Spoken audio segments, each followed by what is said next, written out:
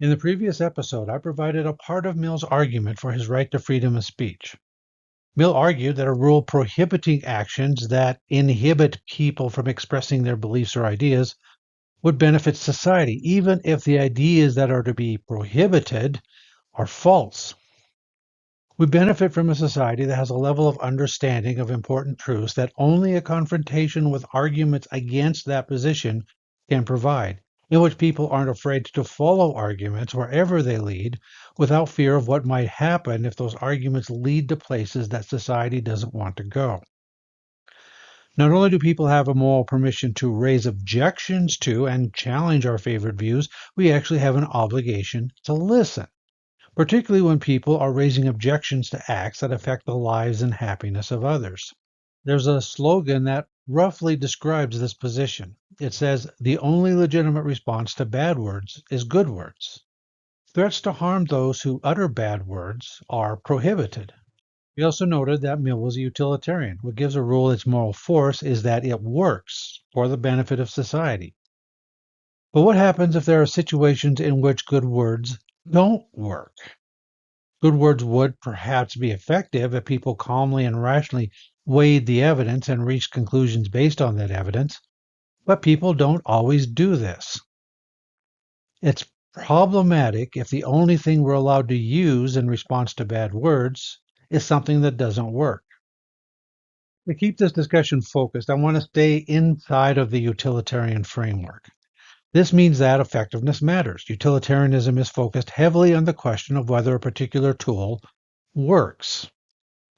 Mill defends his right of freedom of speech entirely on the argument that aimed to show that a rule allowing a right to freedom of speech would promote the most utility. But if Mill is wrong, if the rule he defends does not actually work, utilitarianism would command us to seek out another rule that does work, assuming there is one. Under what conditions might it be the case that good words don't work? Well, for one thing, good words can't work if the people with the false beliefs never hear them. And one reason that people don't hear them is because we tend to form communities filled with people who agree with us. C. Tai Nguyen, in the article Echo Chambers and Epistemic Bubbles, refers to this type of barrier to the effectiveness of good words as epistemic bubbles. For Nguyen, an epistemic bubble is defined as follows, quote, "An epistemic bubble is a social epistemic structure in which some relevant voices have been excluded through omission," end quote. Okay, so what does this mean? It means that we tend to include among our circle of friends and sources of information those who say things that we agree with, and to ignore people and sources of information that hold incompatible views. Our friends belong to the same church or civic organizations or to the same political parties. They belong to the same social media groups. We live in the same neighborhood. We're of the same age. We tend to be of the same race or gender. Only those ideas that we like or approve of gets through this barrier. And insofar as our epistemic community has some false beliefs, we don't encounter the people who would raise questions. The people who would raise questions are out there living in their own epistemic bubbles, hanging out with their own circle of friends and consulting their own sources of information. And we don't interact. By the way, Mill was aware of this problem. He mentioned it as a part of his argument as to why we shouldn't be so certain that our beliefs are true. He wrote, quote, "He devolves upon his own world the responsibility of being in the right against the dissentient worlds of other people. And it never troubles him that mere accident has decided which of these numerous worlds is the object of his reliance, and that the same causes which make him a churchman in London would have made him a Buddhist or a Confucian in Peking."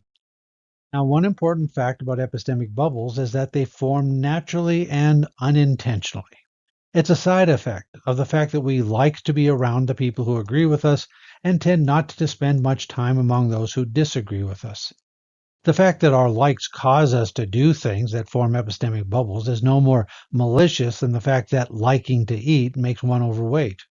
It's a bad side effect of doing what one likes, but not something we strive to bring about. Here's another feature of epistemic bubbles that it's worth keeping in mind. When one wants to study some issue, one begins by looking for reliable sources of information. What's a reliable source of information? Well, a reliable source of information is a source that tells one those things that are likely to be true. That seems simple enough. How does one know if a source is saying things that are likely to be true? Well, one favorite test is to see if they're saying things that one already judges to be true, which means that one's beliefs are being used as the measure of a source's reliability. And then one discovers that all of the sources that one judges to be reliable are confirming one's beliefs. And that means the beliefs must be correct, right? Right. Of course, in the last couple of decades, a new phenomena has occurred that has the effect of reinforcing these epistemic bubbles. Now, when you search for information on any topic, your web browser or your social media feed is likely to prioritize those sites and messages that give you what you like. They give you the items that previous behavior predicted to be the stuff that you're more likely to click on and read. So the article that would refute your beliefs with respect to whatever issue you're researching shows up far down the list of hits, too far down to be found. There's one last point concerning epistemic bubbles that I want to consider. What happens when your social circle is made up of people who share a certain belief, and then you come to reject that belief? You see it as mistaken. Suddenly you're losing friends. You're losing your support network. The person you asked to watch your kids when you had to work late, the people you went camping with, being around them feels uncomfortable. The people who helped you to get a job, who introduced you to your partner, who fought with you side by side on some political goal, they begin to fall away, and you find yourself more and more alone. It's far safer not to question, to maintain the social connections within your epistemic bubble. Echo chambers, according to Nagoyan, are a different type of phenomenon. Somebody in an echo chamber hears what others say. They listen to contrary opinions. They just automatically dismiss any evidence that goes contrary to the views they already have. And this is because they perceive anybody who might offer a contrary opinion as corrupt or malevolent or manipulative. Their words can't be trusted, so even though one hears the words, one immediately dismisses it as a lie. According to Nagoyan, quote, an echo chamber, on the other hand, is a social epistemic structure in which other relevant voices have been actively discredited, end quote. Here is a historical example of the establishment of an echo chamber. Henry Ford, of automobile fame, wanted to establish a national newspaper like the New York Times or Washington Post. He purchased his hometown paper, the Dearborn Independent, and he sent copies to senators, representatives, business leaders, people of importance and influence. But he needed a story, something that would make people want to read his paper. For the next part of this story, we're going to go back another 50 years to France in the 1860s. Political thinkers were discussing the thesis of whether democratic governments were stable. A lawyer named Maurice Joly published a satire called Dialogue in Hell between Machiavelli and Montesquieu. It was a story in which the author explained how a small group of individuals could destroy a democratic government and create an authoritarian regime. Step forward a few decades and somebody, probably living in the Ukraine at the time of the First World War, took that story and used it to create what was presented as the notes from an actual meeting in which Jews discussed a plan for world domination. This became the book known as the Chronicles of the Elders of Zion, which was presented as a true story. Henry Ford decided to sell newspapers by creating a series that ran for 2 years, reporting on this alleged conspiracy among the Jews to establish an authoritarian world order with the Jews as their leaders. So what does this have to do with echo chambers? Well, the stories appearing in Ford's paper were all fiction, and people who knew that they were fiction would soon start reporting that fact. Well, Henry Ford argued that all of these critics were either Jews, or people who worked for Jews, or people who were trying to gain the favor of Jews, or people duped by Jews.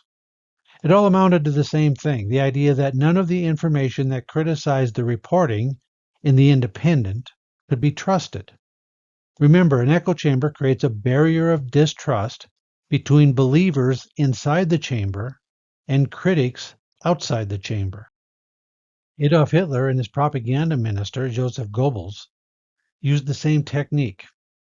They said, Germany's enemies, the English, the Americans, the Soviets, are being run by a global Jewish conspiracy, and that we, the German people, refuse to submit to their rule. Remember, Mill is utilitarian. The merit of a rule is in its contribution to the good of society. Hitler rose to power in a democracy that allowed freedom of speech. He used that environment to build an echo chamber that divided the world into a virtuous and wise us and a malevolent and dangerous them. Freedom of speech did not prevent World War II or the Holocaust. And World War II and the Holocaust contained a great deal that was contrary to the public good. This suggests that, on utilitarian terms, the right to freedom of speech might need some adjustment, at least if we hope to avoid the next World War and the next Holocaust.